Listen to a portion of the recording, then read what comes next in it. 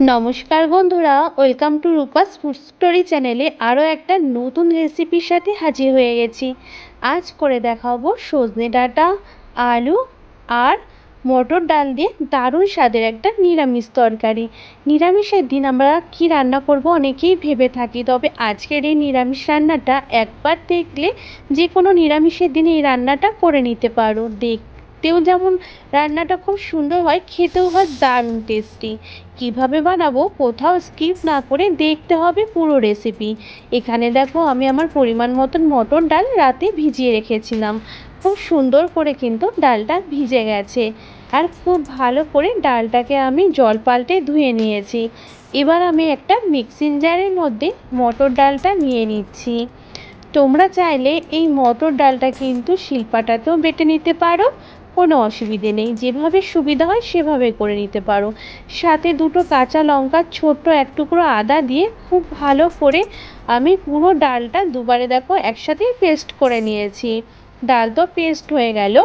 এবার আমি একটা মশলা তৈরি করছি। আমি এখানে ছোট ছোট দুটো টমেটো আর নিয়ে নিয়েছি ঝালের জন্য 3 থেকে 4টে লাল লঙ্কা বা কাঁচা লঙ্কাও দিতে পারো। সাথে অল্প 2 টুকরো আদা আর একটু লবণ দিয়ে ভালো করে একটা সুন্দর পেস্ট বানিয়ে নিয়েছি।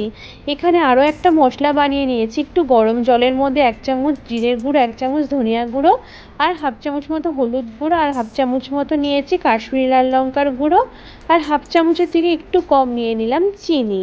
সমস্ত কিছু খুব ভালো করে আমি জলে গুলে রেখে দিলাম। মশলাটা রেডি হয়ে গেল।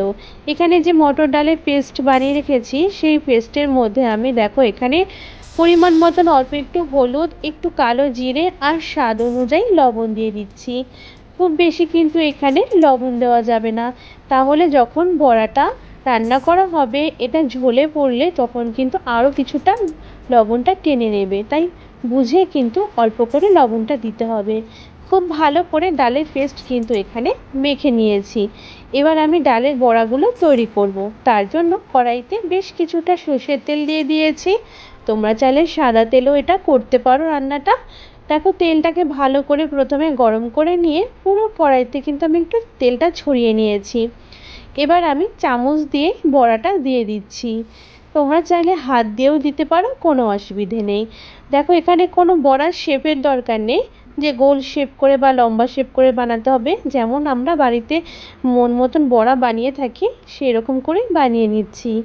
আমি একে একে যেটুকু বড়া এখানে কড়াইতে ধরবে একে একে সেই বড়াগুলো দিয়ে দিচ্ছি। গ্যাসের ফ্লেমটাকে হাইতে রেখেছি। এইভাবেই বড়াগুলোকে আমাদের কিন্তু ভেজে নিতে হবে। দেখো, কড়াইতে যতটা আটছে আমি ততটাই দিয়ে দিলাম। এবার অপেক্ষা করব বড়াগুলো যতক্ষণ না সুন্দর করে নিচের থেকে কালার আসছে। নিচের থেকে যখন বড়ার সুন্দর কালার চলে এসেছে, নিচের দিকটা ভাজা হয়ে গেছে। এবার একে একে বড়াগুলোকে উল্টে দিচ্ছি, তাহলে অপর পাশটাও কিন্তু খুব সুন্দর করে ভাজা হবে। আর বড়াগুলোকে বেশ সুন্দর একটু লাল লাল করে ভেজে নেব, তাহলে বড়াগুলো তরকারিতে যখন ঝোলের সাথে আমাদের খাবো তখন কিন্তু দারুণ লাগবে। তো দেখো, বড়াটাকে এইভাবেই উল্টে পাল্টে নিয়ে আমাদের লাল লাল করে কিন্তু ভেজে নিতে হবে। আর এই ডালের বড়াগুলো কিন্তু এমনিও গরম ভাতের সাথে খেতে কিন্তু দারুণ লাগে। কে কে তোমরা এখন ডালের বড়া খেতে ভালোবাসো অবশ্যই কমেন্ট করে জানাবে। তো দেখো, ডালের বড়াগুলো কিন্তু আমি সুন্দর লাল করে ভেজে নিয়েছি। সবগুলো ডালের বড়াই ভেজে নিয়েছি, সেটা আর শেয়ার করলাম না। তারপর কড়াইতে আরও কিছুটা পরিমাণ সর্ষের তেল দিয়ে তাতে আমি দিয়ে দিয়েছি 5 ফোড়ন। এখানে 5 ফোড়ন আর দুটো তেজপাতা দিয়ে দিয়েছি তেলের মধ্যে। তেলের থেকে সুন্দর একটা ফোড়নের গন্ধ বেরোলেই কেটে রাখা আলুগুলো এখানে দিয়ে দিচ্ছি। এখানে আমি আলুগুলো কিন্তু লম্বা লম্বা করে কেটেছি, তোমরা চাইলে ছোট ছোট করেও কেটে নিতে পারো নিজেদের পছন্দ অনুযায়ী। এবার আলুর মধ্যে সামান্য একটু দিয়ে দিলাম লবণ। তারপর আলুটাকে নেড়ে চেড়ে খুব ভালো করে ভেজে নেব যতক্ষণ না পর্যন্ত আলুটা বেশ সুন্দর একটু লাল লাল হয়ে আসছে। দেখো, আলুটা কিন্তু কালার চেঞ্জ হয়ে গেছে, খুব সুন্দর করে আলুটা ভাজা হয়েছে।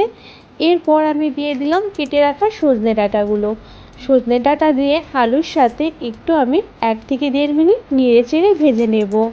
খুব বেশি কড়া লাল করে কিন্তু ভাজবো না। এখানে হালকা করে ভেজে নিয়েছি সজনে ডাঁটাটা।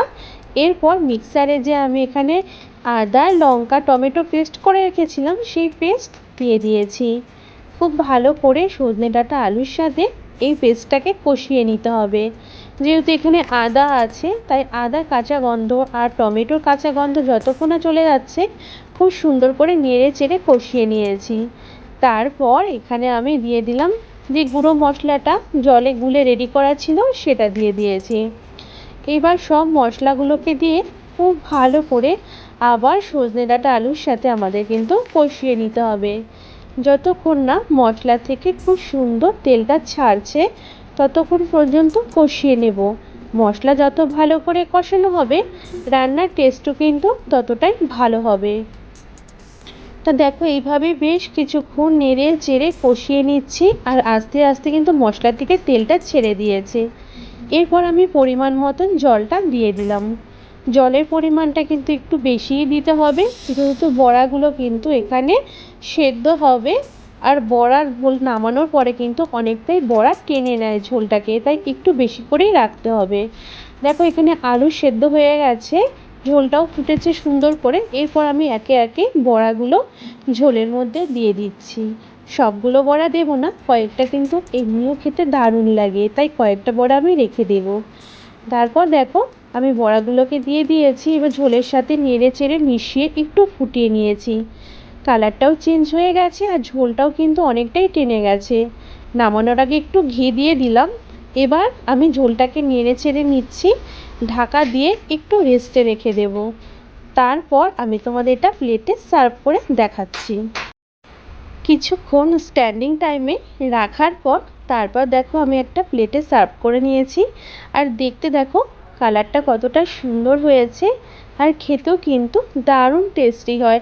অবশ্যই এইভাবে একবার নিরামিষের দিন এইভাবে ডালের বড়া সজনে ডাঁটার সিজন থাকতে থাকতে অবশ্যই তরকারিটা রান্না করে খেয়ে দেখো, খেতে কিন্তু দারুণ লাগে। আর একবার এইভাবে রান্না করা শিখে গেলে দেখবে মাঝে মধ্যে এই তরকারিটা নিরামিষের দিন বানিয়ে খেতে ইচ্ছে করবে। যদি ভালো লাগে আজকের রেসিপি দেখে প্লিজ একটা লাইক করে দিও। রেসিপিটা নিজেদের বন্ধু ফ্যামিলি বন্ধুর মাঝে একটু বেশি করে শেয়ার করে দিও, সে সমস্ত বন্ধুরাও যাতে আজকের এই টেস্টি টেস্টি রেসিপিটা দেখতে পায়। আর নতুন বন্ধু যদি আজকে আমার চ্যানেলে এসে থাকো অবশ্যই চ্যানেলটা সাবস্ক্রাইব করে নিও, বেল বাটনটা অল করে রেখো এরকমই নতুন নতুন রেসিপি দেখার জন্য। আমার সমস্ত বন্ধুদের জানাই অসংখ্য ধন্যবাদ। বা